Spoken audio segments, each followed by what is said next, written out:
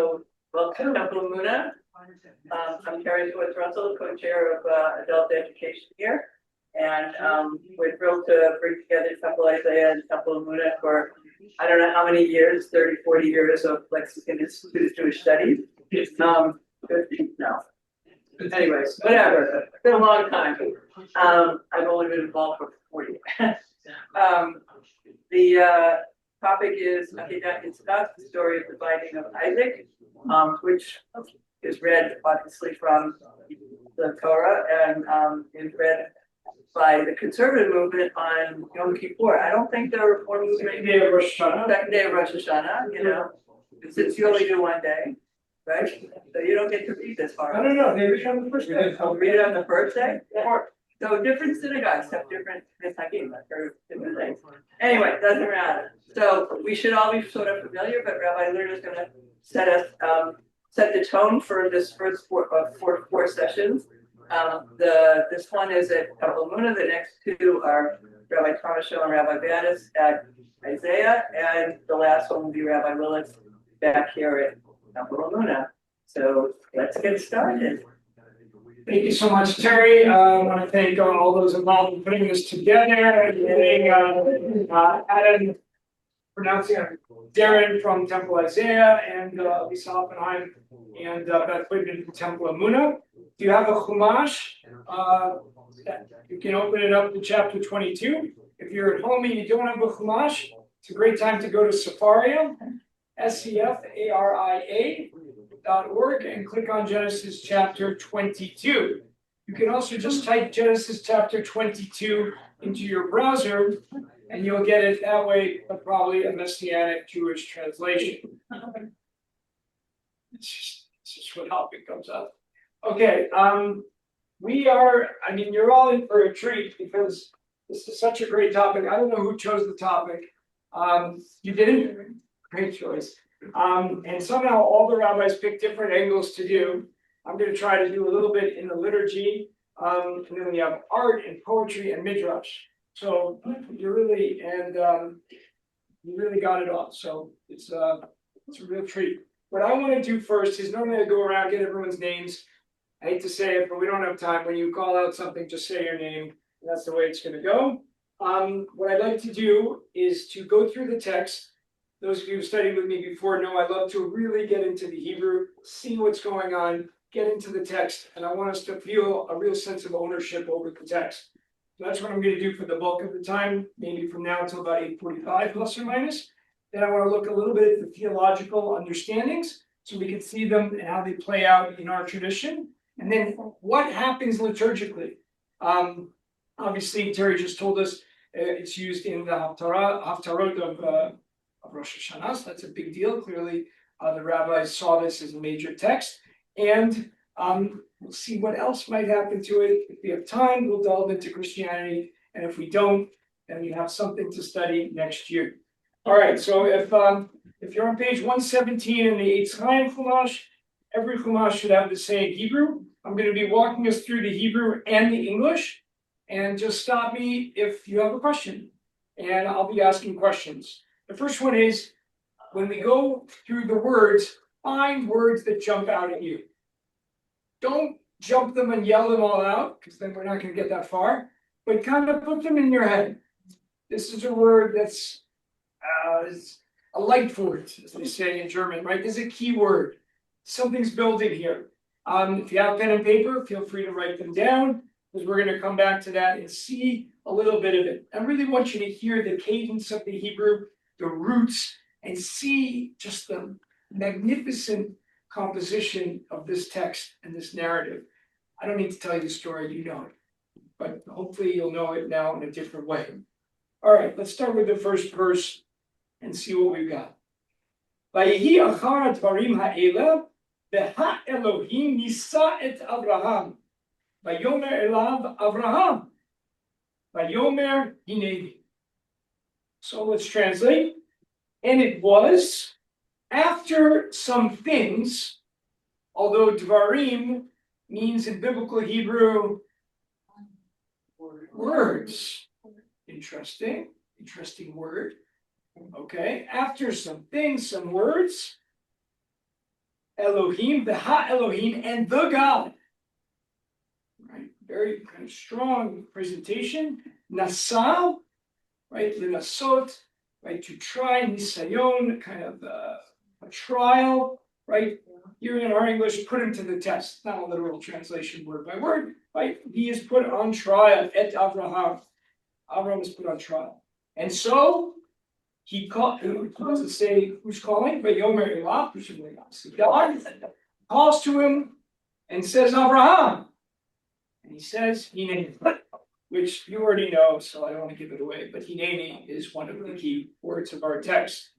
So the first question I have is, maybe you already have this question, is striking in the first verse. What is the text talking about that just happened? What are the words or the things that happened? And if you look back, you'll see that the last thing that happened is not super interesting. The last thing is a covenant treaty with Abimelech over a well. Abraham is becoming more rooted and secure in the land. In Beersheba, is planting a tree, invoking God's name. It's option one. That is literally what just happened if you go back to the end of chapter 21. In the beginning of chapter 21, there's a very important moment. A son is born. Who is that son? Isaac. Okay. Isaac's born. He is the long-awaited promise. Although Ishmael obviously is in the text, Yitzchak, Isaac is promised to Abraham and Sarah. He is finally, that promise is fulfilled. There is a celebration in verse 8 of that chapter as he's weaned, a very public moment around Isaac.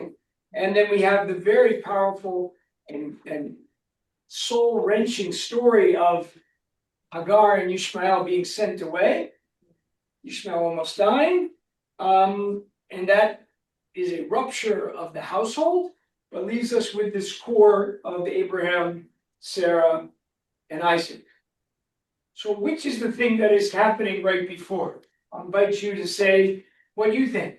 Here sometimes after. It could be just, there's no big deal here and I'm making a mountain out of a molehill. Or maybe there's one of these that resonates. Maybe we ask the rabbis to make a big deal. The rabbis say, Acharma, after what just happened in the Gemara. I didn't have time to get you all the sources, but Rashi picks this up. It's in Sanhedrin, Masechet Sanhedrin, tractate of the Talmud 89b.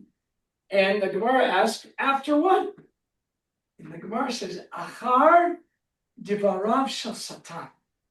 After the words of Satan. So they read it as words. Satan says, you threw this amazing party, right, for Isaac being weaned, and Abraham didn't even offer a little sacrifice of thanksgiving. Satan goes to God and says, this is the guy? I don't know. And then God says, well, Abraham did it for his son, right? This feast, festival, celebration. So I'm sure if I offer him to sacrifice his son, he would. And then the narrative picks up. Very interesting way the rabbis try to bring this in, because they're also feeling what about this story? They're totally uncomfortable, as we all are. This is a very uncomfortable story. And even if they were living 2,000 years ago, they're totally uncomfortable as we are. An alternative one has, where is it? Ishmael says to Isaac, it's a little conversation the two of them apparently have in this other midrashic reading, and Ishmael says, I'm greater than you are, Isaac. And you know there's a little fighting, there's the word mitzachek, he plays with him, there's all different interpretations what that means, he's being mean to him, maybe it's not, and that's whatever. But Ishmael says, I'm greater than you. I was circumcised at age 13. You, 8 days old. The Mohelet here could tell us which is going to be worse. the Midrash then said, if God asks for more than a limb, if God asks for my very life, I'd be ready. Then the Torah says, let's see. Be careful what you wish. There you go. One more I'll give you. After these words, these are the words being contemplated, right? This is Abraham thinking and thinking. Wait a second, maybe I did something wrong. Going back over the last chapter. All right, let's go back to the text. We did Nasa, test and trial, and Hineni, here I am.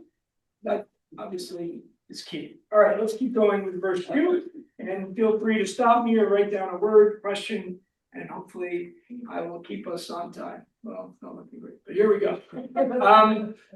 Verse 2, but Yomer, God continues and says, noteworthy that God was already speaking, and we have this kind of real repetition.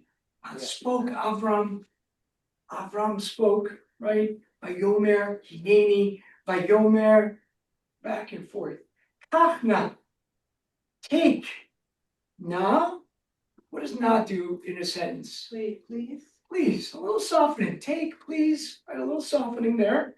If you would kindly consider, take your son, et bincha, et yechicha, asher ahavta, et yitzchak. Just feel that rhythm. V'lech lecha el eretz haMoriah, ve'alev sham le'olam, al achad ha'arim asher omar elecha.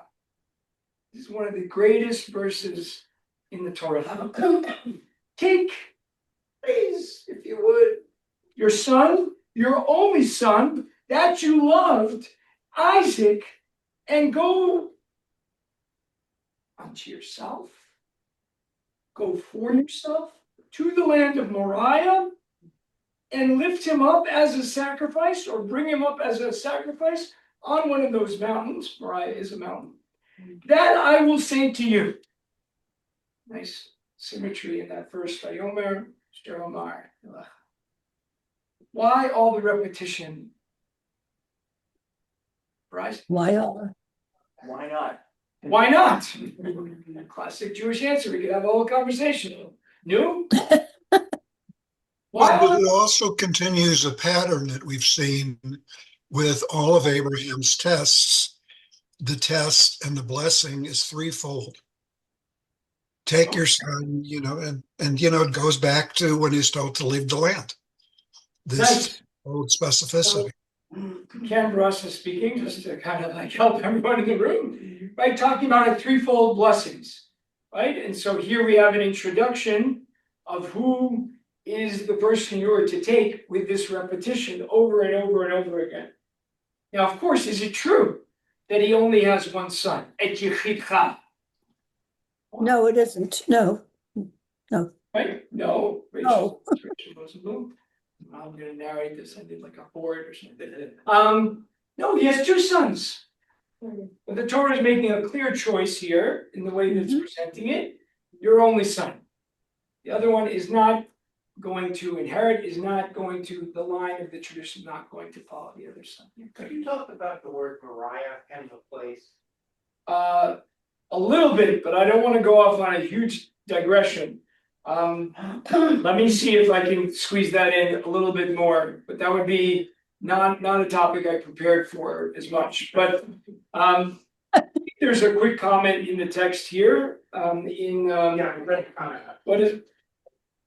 What does Harold Kushner say?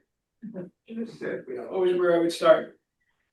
The site remains unknown. Harold Kushner doesn't know where it is, and I sure as heck don't. But you can look in 2 Chronicles chapter 2, verse 1, which says Jerusalem, right? A Moriah, right? Is it connected to that root that will appear over and over again about seeing? I'm giving you another one of the words to think about.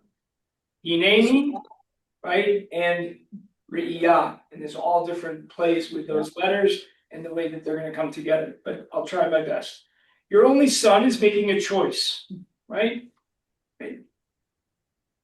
In the Midrash take on this, God says to Abraham, take your son. Abraham says, I have two sons. your only son.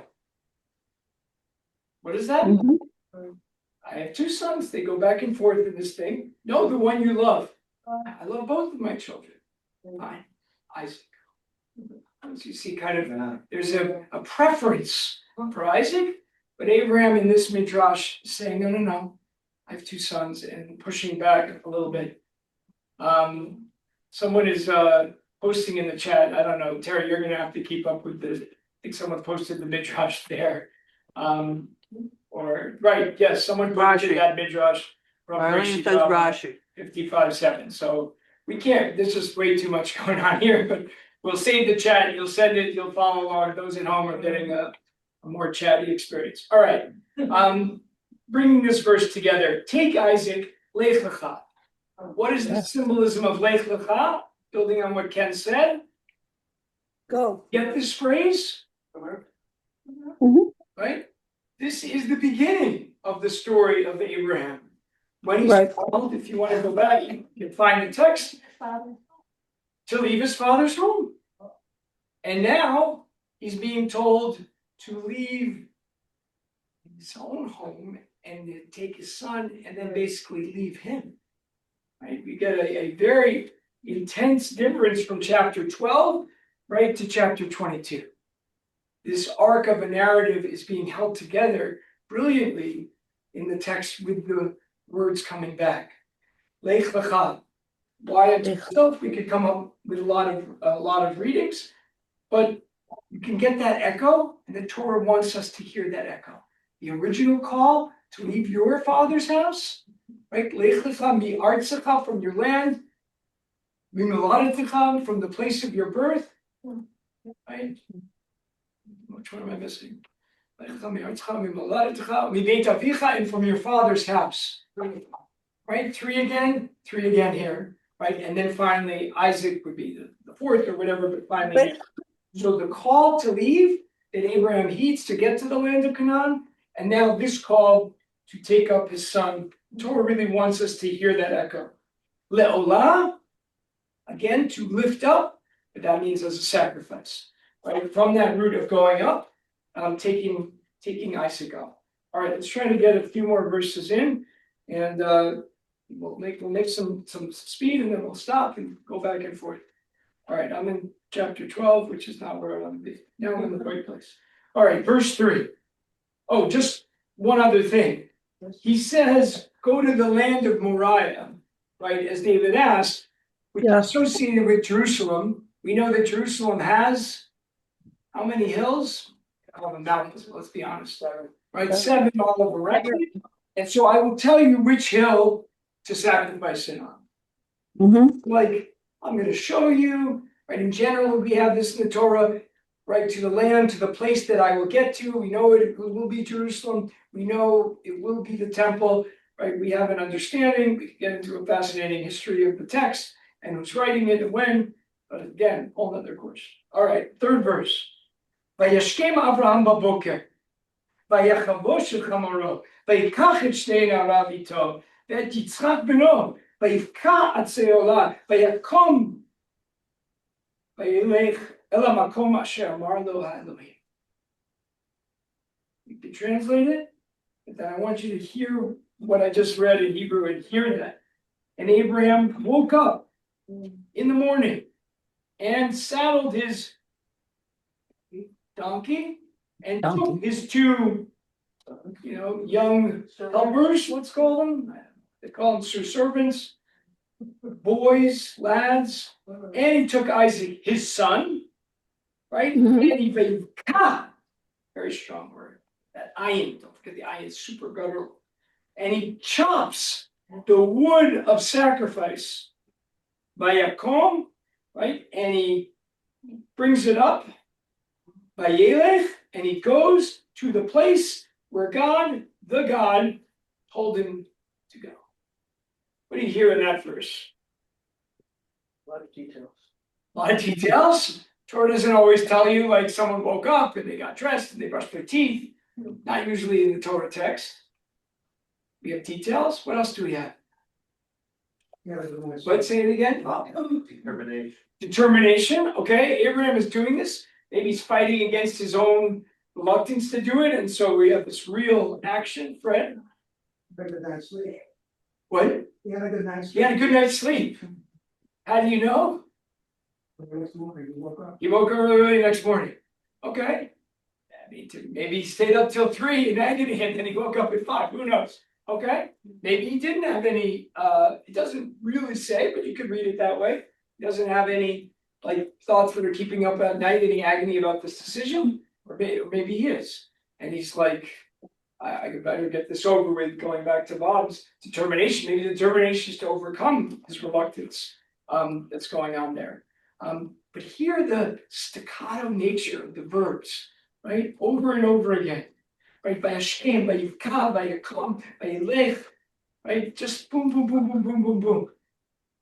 Why might the Torah present it like that? And with the details, as Esther said, why? I don't know why. I hear someone, but I don't hear them. You didn't get an answer. Oh, Rachel, yeah. Well, I just think it has this pounding as though it's determined it's pounding. It's not mild. It's bum, bum, bum, bum, bum. And why he does it there, why the writers can do it there and not in other places, or maybe they do, but I don't know it. You know, it's interesting that it's there. Okay. So there is this feeling of pounding when you hear the Hebrew, you hear it chanted, right? Is it that determination? Is it that this is like specific actions that I'm going to have to take? I have to do it exactly this way. Because sometimes when you're doing something hard, you get into kind of a robotic mode. And I'm going to just do it. And I'm going to kind of, I know how to do sacrifice. I know how to go out and do it. And just, this is just part of what I have to do. And almost like not thinking about it, bump, bump, bump, bump, bump, I'm going to go through it. It's very striking, the action over and over again. And of course, the visceral action of chopping the wood. Also a little bit of foreshadowing there. That kind of staccato also builds like a drum roll to do. Yeah, this is building. There is suspense here, and we're about to see the suspense get picked up as I jump into verse 4. By Yom HaShlishi, on the 3rd day. So we're going on this journey, and you gotta wait a few days, right? We have that also in a famous moment in our tradition in another place.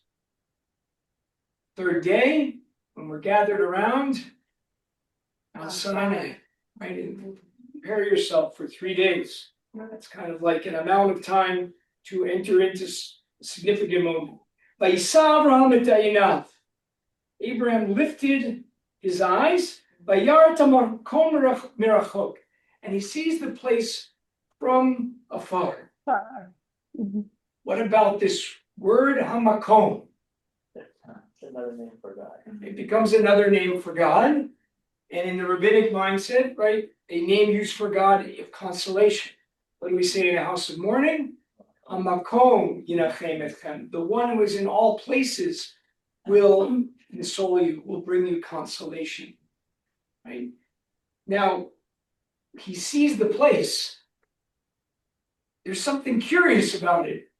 What did we just learn about where the place is? What does it say? It's on the mountain. And what does it say about which mountain? Right there. On the mountain? No. God's gonna show him which one. God is going to show him which one. But he lifts up his eyes and he sees the place. So like there's a kind of prophetic aware he's in this land of Moriah, which we know it's Har Moriah, right? Moriah is one of the names of the mount of the mountain in the center of Jerusalem that is going to be where the Beit HaMikdash is, and according to tradition, that creation stone that's there under the Dome of Rock, if any of you have been there, right? Maybe don't go now, but whatever. Right? That stone is where this sacrifice, according to tradition, took place, and they built the Beit HaMikdash around that. So he now sees it, a place that he was going to be told about. So you have a little bit of prophecy feeling here. We know what this place becomes. Presumably, right, the Torah knows that the reader is going to know that. Verse 5, Vayomer Avraham el Na'arav. Abraham says to his servants, to his young lads, "Shvu lachem po im hachamor," stay here with the donkey. Ve'ani v'anar nilchav ad ko v'nishtachaveh v'nashuva elechem.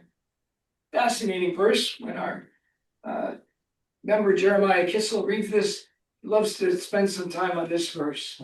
Abraham said to the two servants, "You guys stay here with the donkey, and I and the other young boy," which of course is fascinating. How old is Isaac at this story? According to the rabbis, he's like 34. He's much younger. Who knows? Like they do their own math, whatever, however old he is, clearly about to be majorly traumatized. So maybe it doesn't matter what age. Obviously, the younger, the worse it is.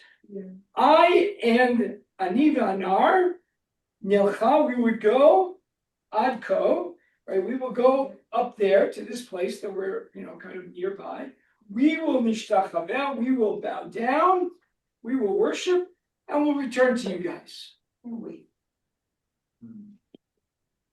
It's strange, right? Does Abraham know this is not a mission that will be fulfilled? This is where you get that interpretation that Abraham knows, right? I and the young boy, Isaac and I are going to be back and we'll return to you. Of course, it's also maybe not that way. Yeah, who's gonna say, wait here, I'm gonna kill my son, I'll be back. You guys wait here. It just gets to be a little bit of time, but it's just gonna be me coming back here. But so the other reading would be pretty straightforward reading, right? You're not gonna be, I'm gonna get rid of my son. But it says we, and this in the translation, it says we, right? Right, so the question is, why is he saying it? It does say we, which means Abraham either believes it and believes that he will not have to kill his son and it's honest, or he's lying to the servants because he doesn't want them to think anything's amiss. Normally, the servants would be going up and schlepping all the stuff. Walking, right, is hard for however long, these 3 days, but schlepping stuff up a mountain is pretty hard, and that's what these guys were hired / indentured servants, so they couldn't do anything else, but that's their job, is to schlep stuff. So it's noteworthy that happens. All right, we're gonna keep going because I'm dedicated to staying on time. I don't even know what time we're ending, so it doesn't even clear to me. Verse 6. ויקח אברהם את עצי העולה וישם על יצחק בנו. ויקח בידו את האש ואת המאכלת וילכו שניהם יחדיו. Also a great verse.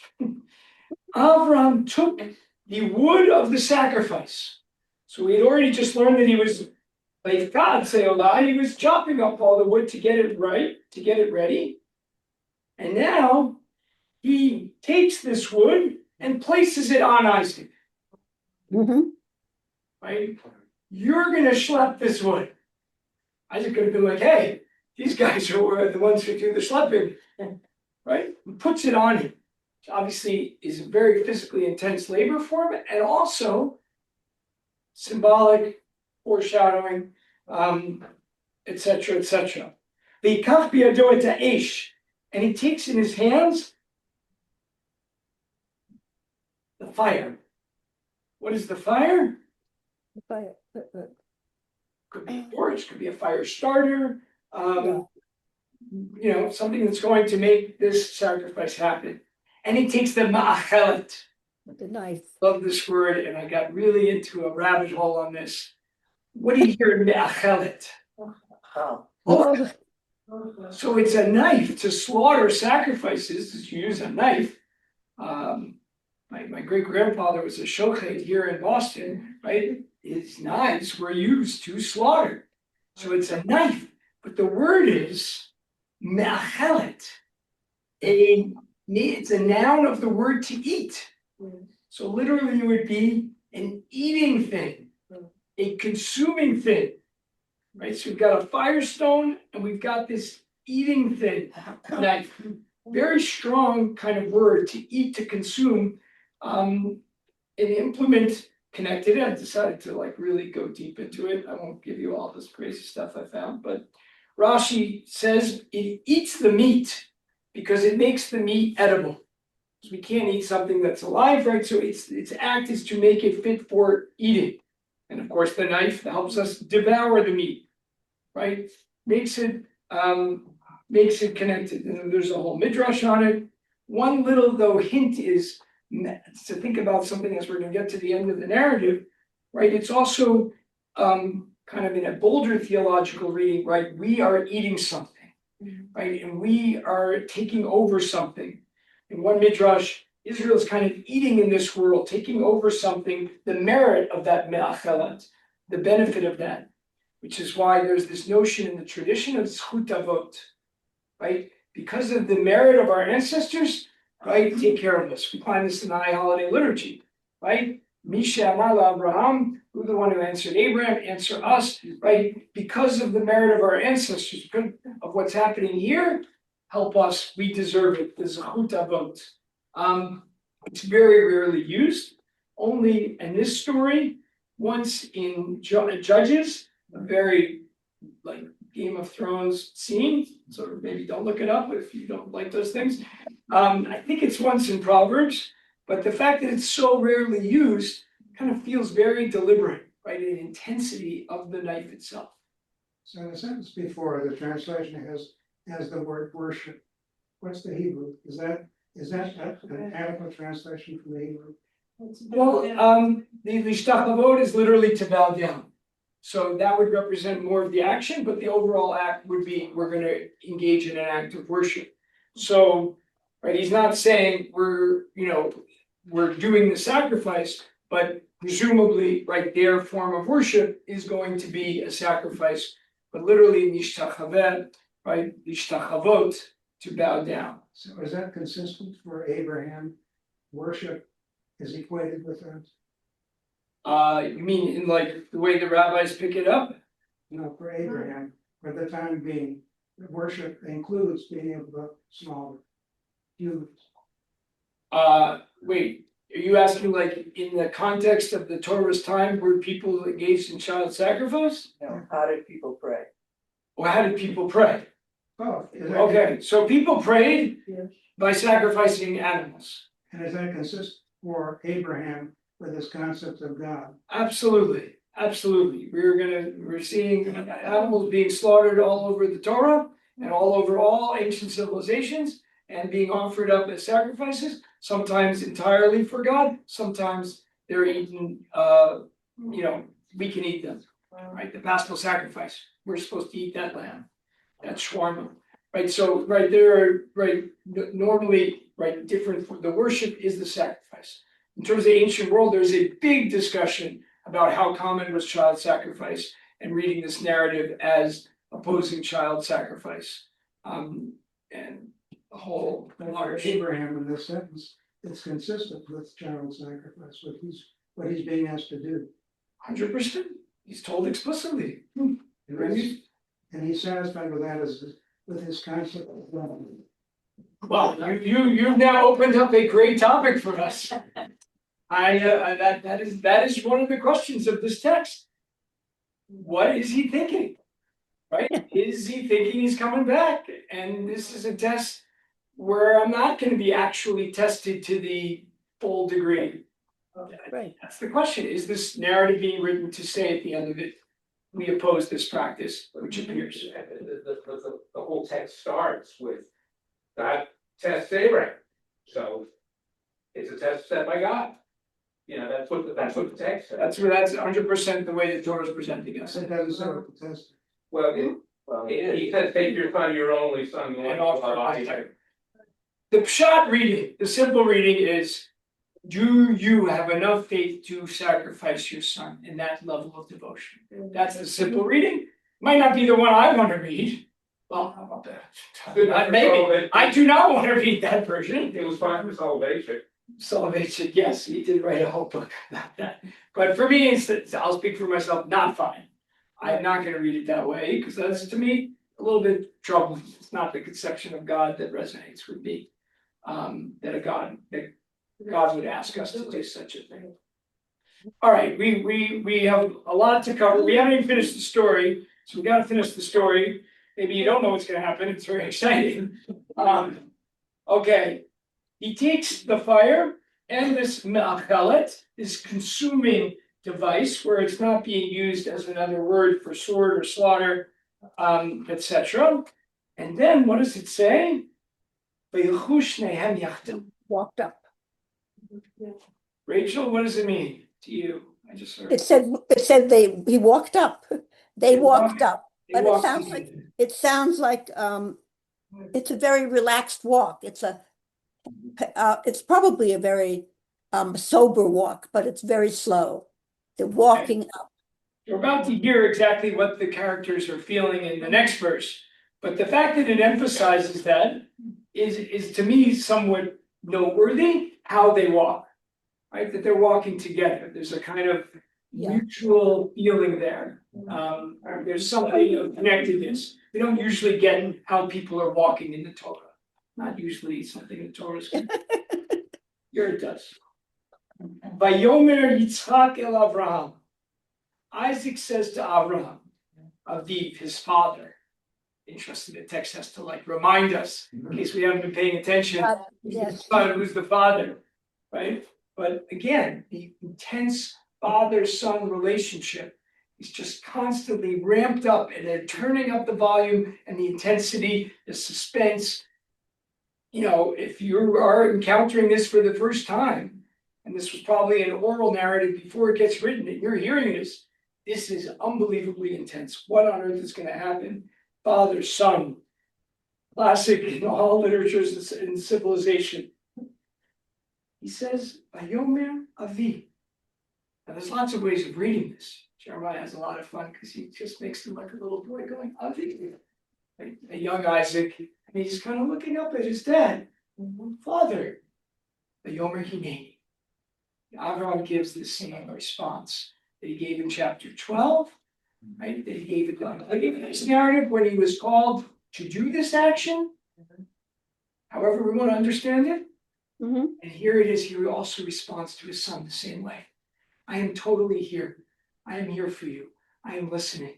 This is an active kind of presence, the most intense form of presence.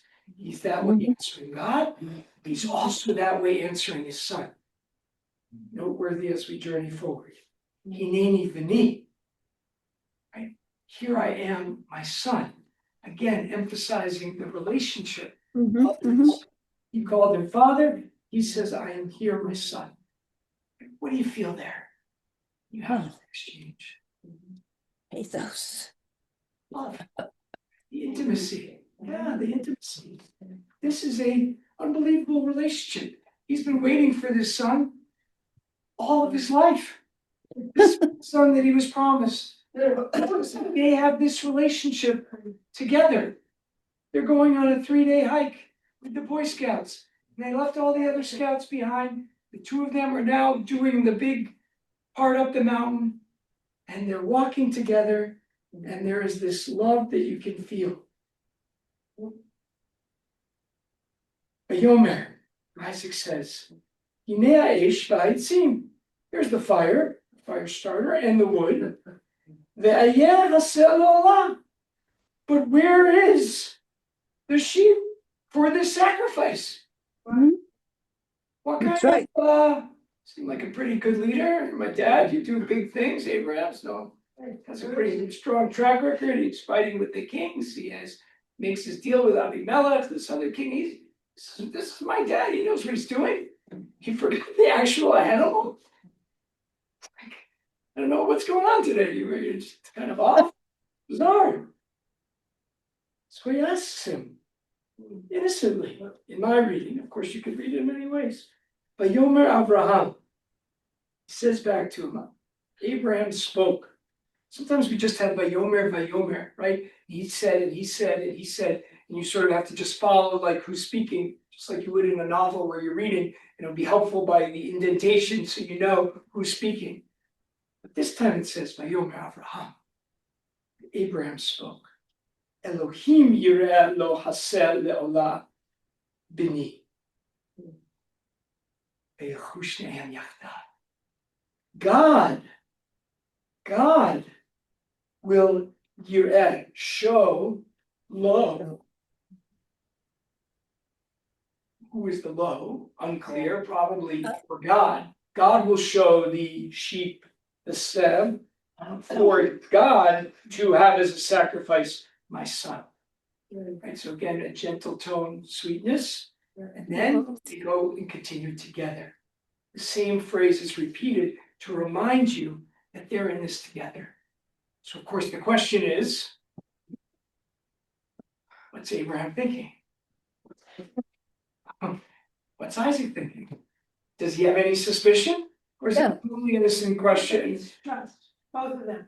One is trust, each is trusting the other. Each one's trusting the The other. son is trusting the father that, all right, whatever you say, and Abraham's trusting that God would not do that to him. Okay, Or interesting, yeah, they waited 3 days, Isaac waited 3 days to have this conversation. okay.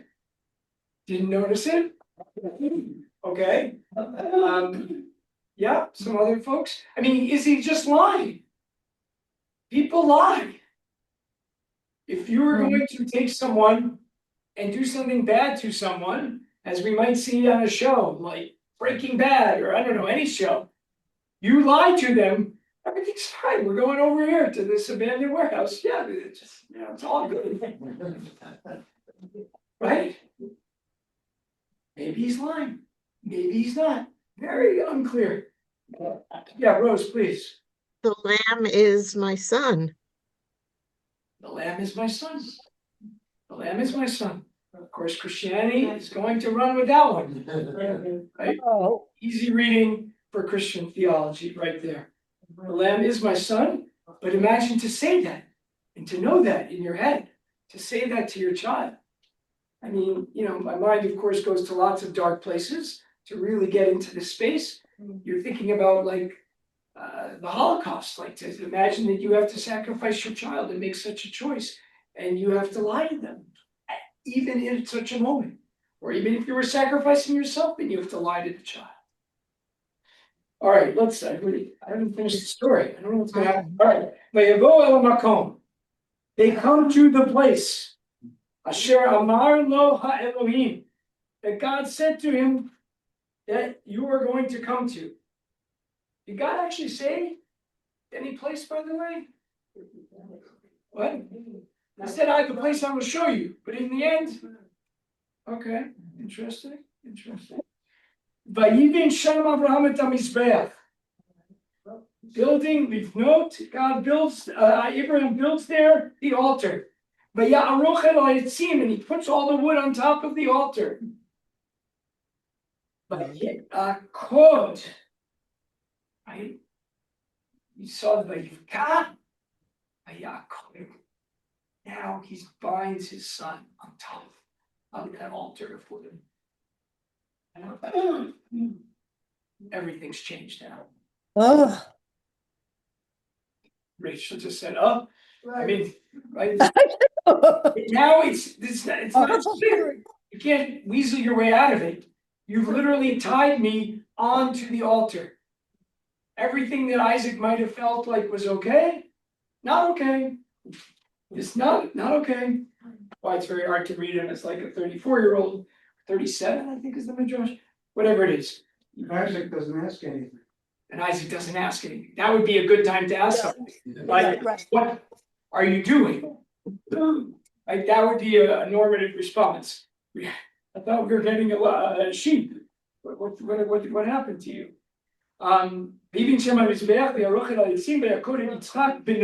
Again, his son, this repetition, right? It places him on the altar, right? He binds him, he then puts him on the altar on top of the wood. Verse 10,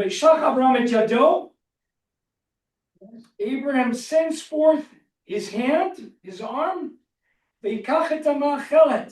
takes up this knife, this consuming knife, to slaughter, to slaughter his son. Adonai mina shamayim. Just as he's about to do it, an angel of God calls out from the sky, "Vayomer Abraham, Abraham." Vayomer hinei. Here I am. This one I feel is different, like, thank God. I'm here and you bailed me out. Or anything, just anything. Interesting, well, who's speaking now? It's kind of God, but this time it doesn't have Ha Elohim. It has Malach Adonai. Mhm. Okay, maybe that's a little bit removed. We could get into a whole talk about that. Let me finish up the text because I feel like I'm in the home stretch. So is God busy in that time to go to it? Right. Like I just set up the trials. Other people save the day and clean up my messes. All right. I digress. All right, let's finish the story and then I want to ask you a little bit about what you think is the theology behind it, and we'll look at how it's used literally. Vayomer al tishlach yodcha al anar, va'al tas lo me'uma, ki ata yadati, ki yareh Elohim, ata velo chashakta et pincha et yichidcha mimeni. This angel continues, don't send forth your hand to this boy. Don't do him anything, because now I know that you fear God, you. Velo chashakta, and you will not withhold your son, your only from me. Short reading, a simple reading. And it's an reading, but that's what we have. So why does the angel need to know that? The angel doesn't say. All right. Well, I'm gonna ask you all the questions. Is the angel there to save the child? It certainly looks like it. Is the angel sent by God? Angels are normally sent by God. The question is, why does there need to be an angel? God's been involved in this whole thing. Like now, suddenly it's the good moment, the non-murdering your own son moment, sending an angel. Maybe he was busy with something else. I don't know. Is the Hebrew fear pronouncing the Hebrew Yes. fear of God? Yareh, yes. No. No. Now you fear God. Right? And we have these roots playing off Yirah and Lirot. Resh Aleph, right? Lirot. Resh Aleph. It's a Hey root, right? Versus Yirah, Yud Resh Aleph. Right? But obviously sound very similar. Isn't that also related to awe? Yes, You hold fear and awe. You have You awe. want a softer, you want a softer translation, you now hold God in awe. Whatever, this is what the angel says. Let's close it up. But he again looks up, repeating phrase, Vayar, and he sees B'nei Ayil Echad. Right? There just happens to be over there a ram. Nechaz caught in the schvach, right? In the bushes, in the thicket. Bikranad, its horns are stuck. What bad luck or what good luck? Bad luck for the ram. Vayelech Avraham, he goes over there, he lifts him up and offers him as a sacrifice instead of his son. Adonai Yira'eh. He calls the place, God will see. Asher Ye'amar Hayom Behar Adonai Yira'eh. Which is how we have the present saying. If you're ever wondering if the Torah is being written down much later, the Torah always admits it. Which is why today, when we're reading this text or writing this text, right, we call that place on the mountain of God, Behar Adonai Yira'eh, there will be seen. Or visions, it says in our translation. All right. So, time to ask some questions. Yeah, or you can ask the questions. We goes both ways. Just in terms of the narrative, did Isaac hear the angels saying that? Well, no. Great question. How do angels work? Is it like in his ear? I mean, there's also why is the name twice? Right? Never does Abraham have to be called 2 times. Now you think he would be waiting for anything, just like a bird to tweet or anything to stop him. Right. But he calls once and maybe he's still going. Maybe that robotic sense, he's decided I'm going to do this absurdity. Or as Soloveitchik would say, this total devotion, I am doing it and therefore I'm going through all the actions not to think too much because otherwise it will eat me up and I will not be able to do it. Yeah, it's consistent, but he doesn't want to do it, so he's commanded to do it. Commanded to do it. And the second repetition is to help him stop because he's so in this modality, in this mode, he can't stop. Yeah. Well, I've never understood that God never showed him the place exactly. So that colors the story for me now, and I'm wondering if Abraham didn't hear God's message perfectly. And at some point he just went off the rails and said, well, I saw that place, that must be where it's supposed to be. I saw it was supposed to be sacrificed, it must be my son. I mean, it just, it brings another dimension to it for me. So I think that's all part of the beauty and the nuance and the subtlety of the text. And of course, Right? I always, yes, but I always, there's a sad part of it, which is that he never sees Isaac again, right? There's a lot of we- sad parts of it. Back to Which we could go into a long digression just to, because I want to get to a couple other places, right? Their relationship. Isaac is a cutoff character in the narrative, right? The dominant force in the next generation is his wife Rivka.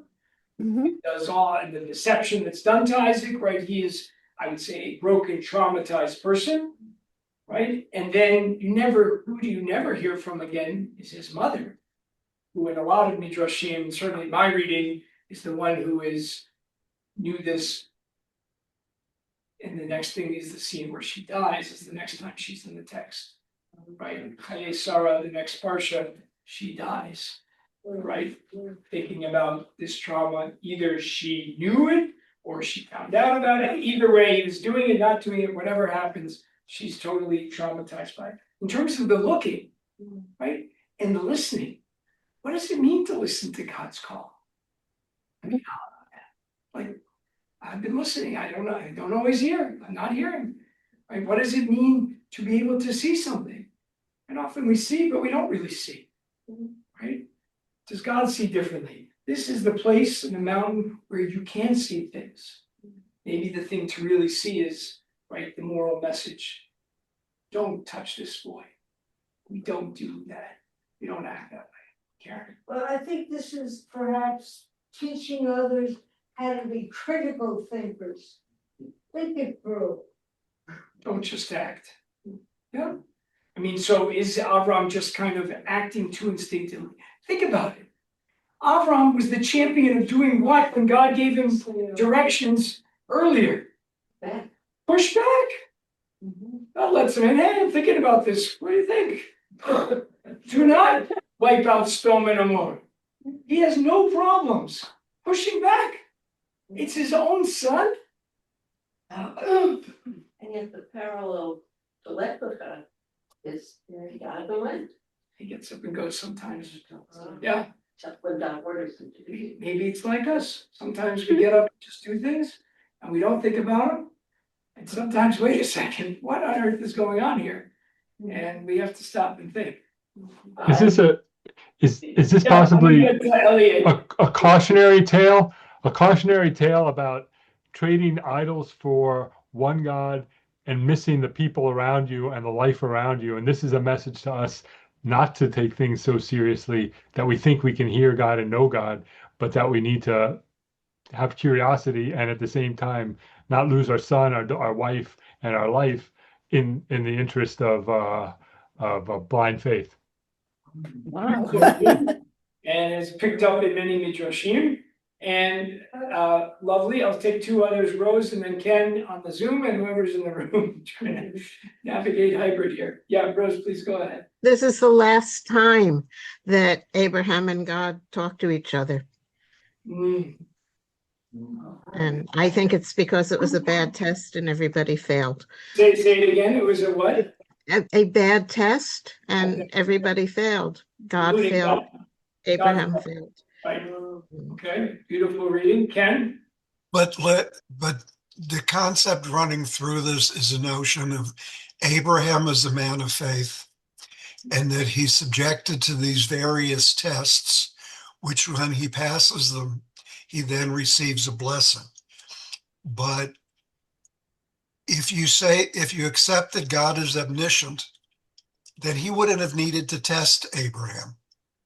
And if you say, well, the tests weren't for Abraham, weren't for God, they were sort of to develop Abraham. And what is he being developed as? You know, he's being developed as this fanatic who's willing to sacrifice his son. Which is not exactly what we're hoping for our earliest spiritual ancestor to be being developed as. And particularly when you contrast it with the fact that earlier on, you know, like he argued with God. And yet here, when it's thy son, the son that I love, and, you know, and who had been promised, and yet he's willing to follow, you know, this fanatical request. So what, so Ken, what do you think, why? Why does he do that? You guys following this here? Yeah. Because Okay. unfortunately, he was a religious fanatic. Oh, You know, no, you that- sort like, I think there's like, I always have an issue with zealots. At one point, the And zealot, have issues with zealots. Anyone else? Yeah, please. How do you avoid reading the test out of this with a view that Abraham should have done something other than what he did? Didn't hear that. How do you view the test in any other way other than Abraham had to do this? Can you read it, I would ask, the other way? Well, The trial was not to sacrifice your son, and he failed, right? And let me just and he succeeded. let me say, God does test. I mean, we know with Job, who gets a whole lot less than Abraham does. but he doesn't succeed because of himself. He succeeds if you're saying success with the You test. can't jump in when we have two classes going on simultaneously. I'm sorry. See, we got to each hear both. I'm just saying, you know, God sometimes poses severe tests on humans. I mean, it's there. And and does he pass this test? Does Abraham pass the test? So the angel says he did. Okay. I didn't ask the angel. Well, but presumably the angel doesn't know free will. Okay, so you're saying, of course, then he passed it. But why isn't God there at the closing scene, at the big moment? Each may. Discuss. Okay.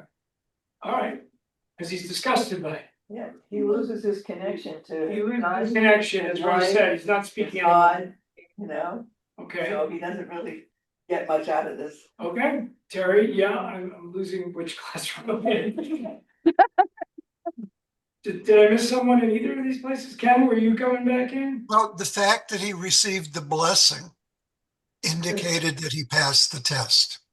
And if we say that the test was that he didn't sacrifice his son, well, he didn't sacrifice his son, not because of his own behavior, but because the angel came down to tell him not to. that's right. So I didn't finish the narrative because of the time, but if you look at the rest of the text, right? The angel then says in verse 15, right, that he calls him a second time. So he called out to him not to do this, and then he says, I'm just going to do the English. By myself I swear, Adonai declares, because you have done this and not withheld your son, your favored one, I will bestow my blessing on you and your descendants, as numerous as the stars of heaven and the sands of the seashore. And your descendants shall seize the gates of their foes. All the nations of the earth shall bless themselves by your descendants, because you have obeyed my command.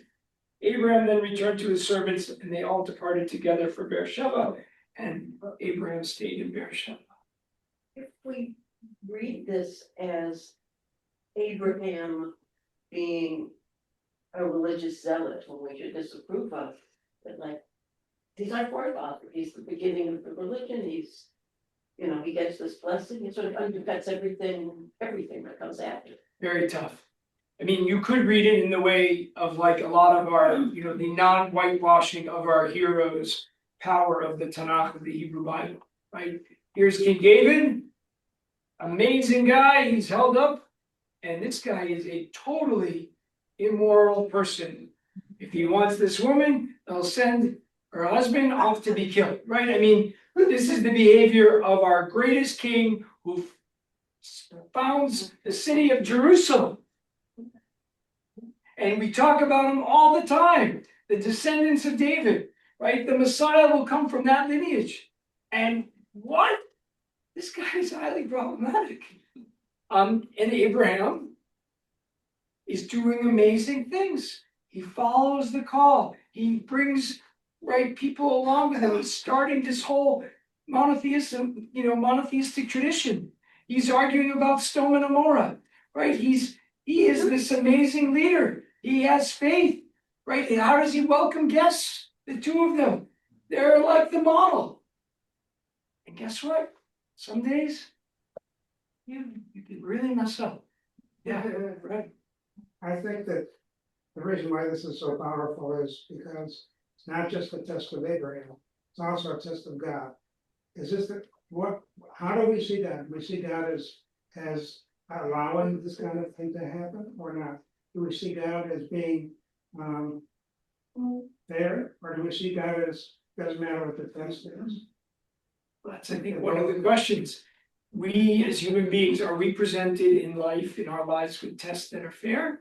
Or sometimes they unfair? Is life always fair? Right? And what do we attribute to God, or as we may as moderns to randomness or to something else as we try to make meaning of our lives?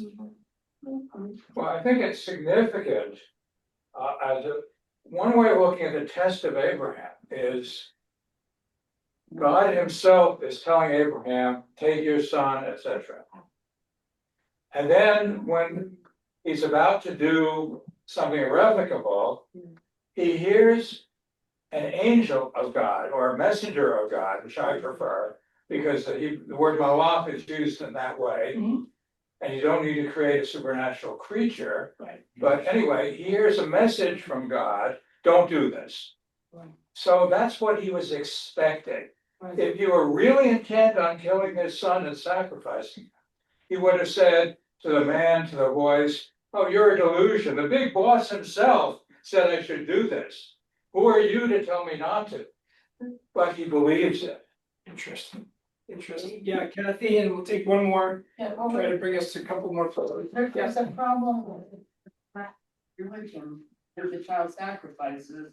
And do we go away from the child sacrifices without a story that's this strong? So that's one of the questions. It's interesting, as I was digging into the scholarship, the question is, when does child sacrifice become less prevalent? And what's the period? It doesn't match up or not. If we think child sacrifice is one of the issues of the day, you can read this, I think, powerfully as a message against it. A couple of themes that I'll point out, and then I want to just jump into a close about the liturgy. Right? I think one of the major messages is when it really comes to the moment of action, and we certainly got very far, right? The ultimate decision is when you do something. And even if you get very close, and so to read God, the messenger, as we just heard, right, say, do not do this, is in the end the moral message certainly that I'm going to take away. And so to see that, right, to refuse it, even if you come right up to the brink, you can still always do the right thing. The other thing is hineni, is to be present. Right? Abraham is so present, and maybe he's trying so much to be present, he sometimes gets a little mixed up. But he's available to God. He's available to Isaac. He's available to this messenger, God, angel, what have you, stop sign. Right? He's available to all of that. And maybe that's a message for us, that we should be able to be available. We should try to make the right moral choices. The other thing is seeing. Abraham sees the place. God says he'll show it to him, but doesn't. Abraham sees the place. And then God says, God will see, same root. But it also means like to provide. Right? I will see to that. Right? Same idea in Hebrew as in English. I'll take care of that. God will take care of that. God will provide. And so you can see this name of the place is Adonai will see. Adonai will provide. Maybe a theology is at the edge of terror. The Torah insists on the act of not taking a human life, but a divine seeing to, and that the meaning is, right, I'll see to that. God will have to take care of this in some way. Obviously, there's a lot more to say. The great midrash, right, of Isaac later being not able to see at the end of his life is because the angel starts to cry. And those tears fall into Isaac's eyes. And there you see the rabbis just so beautifully taking the narrative and bringing it that degree of humanity to feel the pain of that moment. All right, there's tons that I brought here. I'm going to skip the next hour of what I wanted to deal with and just go right to the liturgy. So about a month ago, 2 months ago, I was in a hospital where my mom was having pretty big surgery. And so you wake up at like 5 in the morning, many of us have done this, you go with someone, they drop them off, you say goodbye, and then you're just waiting. It was like, I don't know, 6:30 in the morning, I brought my towels and tefillin, I found a little corner in the hospital, not that many people around, put on my towels, put on my tefillin, I started to daven. I realized I didn't have a sitter, I didn't have a prayer, but I have my phone. So of course I have all of human knowledge in my pocket, including every prayer book that's on the internet. So I open up, go to Safari, and look at their traditional Ashkenazi prayer book. And it's designed so it's very thorough. Every section's there, even sections I don't want. Sections that are not in my prayer book or any prayer book that I usually use. But there they are. I had lots of time, so I decided I'll look at the sections. One of the sections is a long list of sacrifices, because prayer in our Shacharit service It's a sacrifice. Yes. of makeup for the sacrifices that were offered in the morning. And by the way, each of these forefathers is associated with a service, and Abraham is the morning service. He gets up early in the morning, also rabbis say to daven, and to pray about what he's doing in amidst the confusion. And I start scrolling, and there's this long list of sacrifices, and I'm like, I'm not going to say that. So I just keep scrolling. The next thing though, suddenly is the binding of Isaac. And I'd forgotten that it's right in the Siddur, right in the morning before almost any part of the prayer service. And I was really struck by it. Why is the binding of Isaac supposed to be read? You know, they pray it, but read every single morning as like one of the first things you do. Very struck by it. Obviously, we know it's read in different other points, more public. But here at this very private moment in the service of davening, you know, of your own personal prayer, you're supposed to engage in that. And I was thinking a lot about it. What is the theology that the tradition is saying to us? How can I read this in a way that I find meaningful? And what is it maybe telling us about the rabbinic mindset, or even medieval tradition where this starts to be found? Because I didn't find sources earlier than, I think, around 1500s, really, that this practice where it gets into the prayer book. What are they thinking about, and what's Christianity thinking about in this story?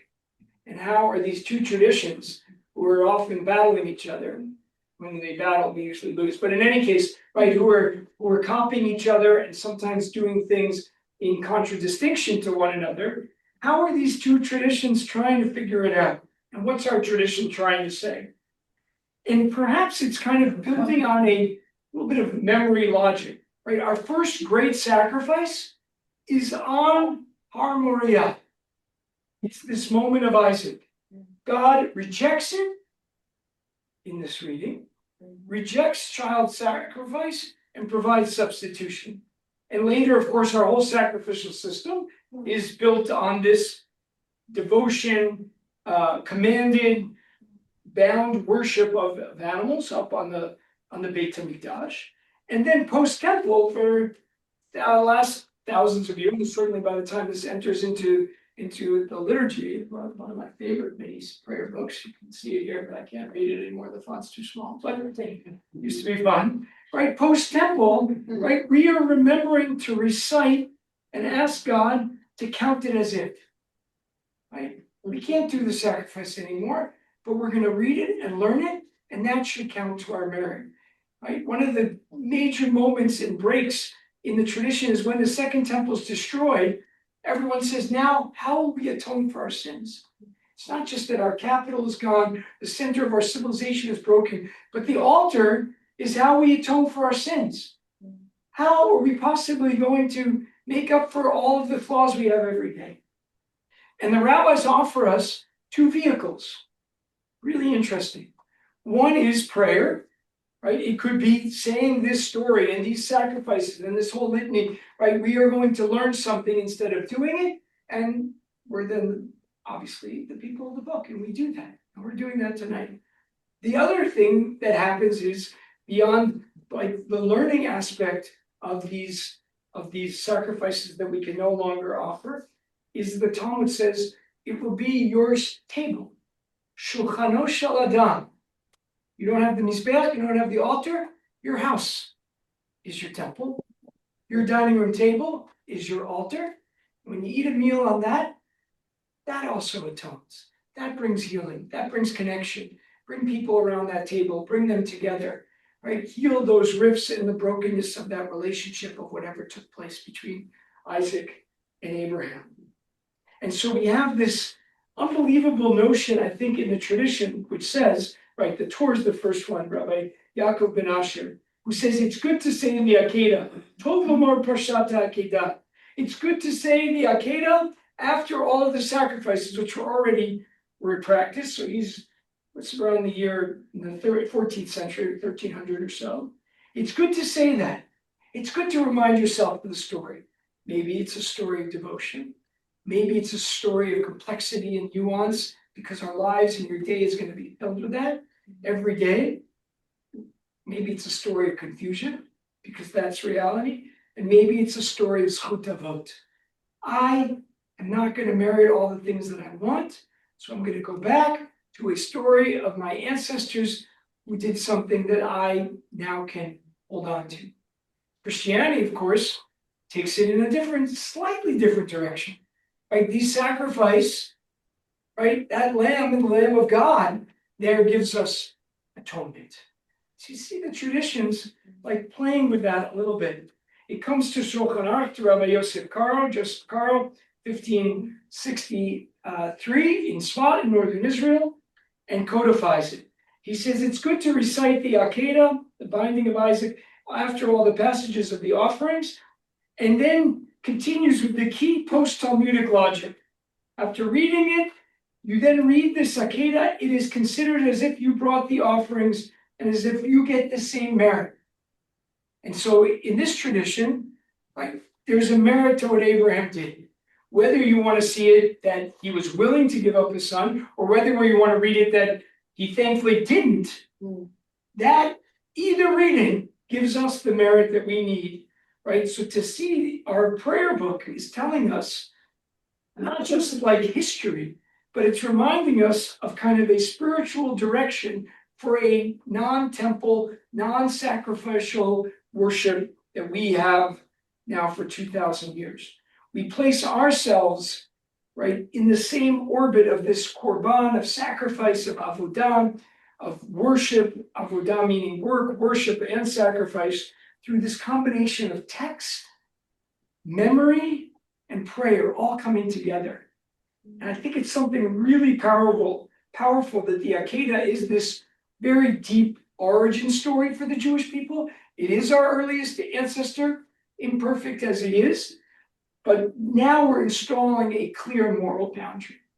And the way we're going to use this story is that this is not for behavior, obviously, and we believe in a tradition that sets up clear guardrails and tells us what we can do and what we can't. And if you go back to the words, which I think are just so amazing, I'm present, hineni, I will see, he saw, it will be seen, I have vision, right? What we hope in life and through our day is that we will have the right vision to understand whatever we're confronted with, to be able to deal with that, and then to walk together with the ones that we love, supporting them and nurturing them. Right? Devotion's real. Right? It is great to strive for a degree of devotion. I'm glad that you brought in Soloveitchik, our great Boston theologian. Right? That is powerful. When we are devoted to something that is worthy of our devotion, a great moral value, an ethical moment, things in the world right now we should be devoted to need our devotion, then we take that and we can see how we can bring it into our lives. And the liturgy, the fact that there it is right at the beginning, when I probably looked at it when I was in a different religious part of my life, looked at this text and said, this is crazy. I knew it was there, but I'm like, this is not the story I'm gonna have with my breakfast cereal, right? But if you look at it anew, you get to see, okay, this is a story of moral complexity. This is a story of devotion, a story that reminds us how we gather up the past and we bring it into this moment. The good and the bad and all of those pieces that we've been given and that we have inherited. And then we do our best to make something good about it. If we do that, then God sees, and then you have the line in the Musaf of Rosh Hashanah. What does it say in the Zikronot? Right? Remember the binding of Isaac. Remember that because we want to be remembered. In the same way that in the end Isaac was remembered and saved, may we too also be saved each and every day. I don't know if I have more time for questions or if we have a final thought or question, but that's mostly where I wanted to go with. Sorry, I didn't have some time for Christianity, but there's always more to learn. And I did skip over all of the ancient Near Eastern civilization part, but always good for next time. Thank you all for joining. Thank you those at home. Thank you those who are here. I believe next week at Temple Isaiah starting at 8 o'clock or something, or 8 o'clock. Yeah, with Rabbi Thomas. With Rabbi Thomas. So enjoy the learning. Bring the I'm books back. excited to go on this journey with everyone. Got some great teachers. Enjoy. Erev Tov, good evening, everyone, and an early Shabbat Shalom. Shabbat Shalom. Oof. This